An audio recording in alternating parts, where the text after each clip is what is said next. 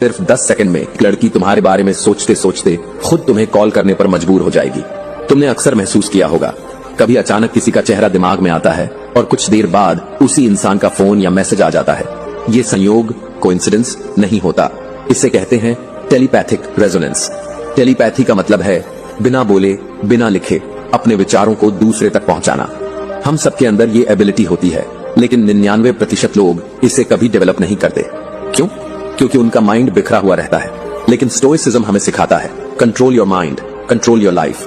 जब तुम अपने विचारों को काम और फोकस्ड बनाते हो, तभी तुम्हारा दिमाग इतनी क्लैरिटी के साथ सिग्नल भेज सकता है कि सामने वाला उसे महसूस कर ले। स्टोइसिज्म और टेलीपैथी का कनेक्शन। स्टोइसिज्म कहता है इमोशंस पर कंट्रोल रखो, रिएक्शन मत दो, रिस्पॉन्स दो।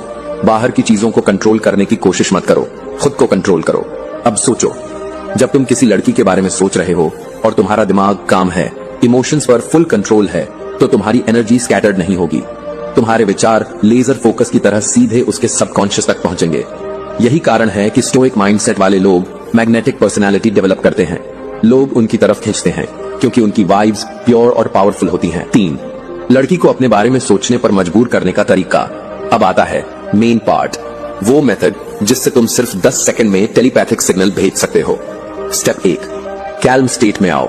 किसी शांत जगह बैठो, अपनी आंखें बंद करो, 3 बार गहरी सांस लो और छोड़ो। अपने माइंड से सारे एक्स्ट्रा थॉट्स हटाओ। स्टेप 2, लड़की का चेहरा इमेजिन करो।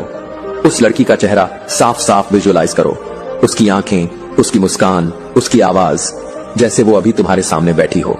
स्टेप 3, भेजो अब अपने दिल से एक सिंपल थॉट भेजो, तुम मुझे याद कर रही हो, तुम मुझे कॉल करने वाली हो। ये लाइन बोलनी नहीं है, सिर्फ स्ट्रांगली इमेजिन करना है। स्टेप 4, डिटैच हो जाओ। सिग्नल भेजने के बाद उसे फोर्स मत करो, बस रिलैक्स हो जाओ और अपने काम में लग जाओ। याद रखो, स्टोइक बनने का मतलब है कंट्रोल सिर्फ अपने एक्शंस पर रखना, आउटकम पर नहीं। 4, डार्क साइकोलॉजी का सीक्रेट। अब सवाल आता है, लड़की को कैसे यकीन दिलाओ कि वो खुद तुम्हें कांटेक्ट करे। यहाँ काम आती है डार्क साइकोलॉजी की एक ट्रिक, क्यूरियोसिटी लूप। लोग उस चीज के बारे में सबसे ज्यादा सोचते हैं जो अधूरी रह जाए। तो तुम्हारा काम है लड़की के दिमाग में क्यूरियोसिटी क्रिएट करना। कैसे? जब तुम उससे बात करो, हमेशा थोड़ा मिस्ट्री छोड़ दो। हर सवाल का पूरा जवाब मत दो, थोड़ा सस्पेंस रखो। जब तुम कॉल काटो या चैट खत्म करो, तो ऐसे मोमेंट पर करो जहां उसे लगे, अरे ये और क्या बोलने वाला था। उसका दिमाग ऑटोमेटिकली तुम्हें रिकॉल करेगा। और जब तुम टेलीपैथी से ये वाइब भेजते हो कि तुम मुझे याद कर रही हो, तो ये क्यूरियोसिटी और भी स्ट्रांग हो जाती है।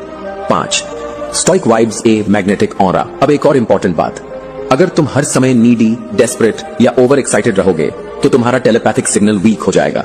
लेकिन अगर तुम स्टोइक रहो, लड़की कॉल करे या ना करे, तुम शांत रहो, वो रिप्लाई दे या इग्नोर करे, तुमका मूड डिस्टर्ब ना हो, तो तुम्हारा सबकॉन्शियस ये मैसेज ब्रॉडकास्ट करता है कि मैं कंप्लीट हूं, मुझे किसी की जरूरत नहीं। और यही वाइब सबसे ज्यादा अट्रैक्टिव होती है।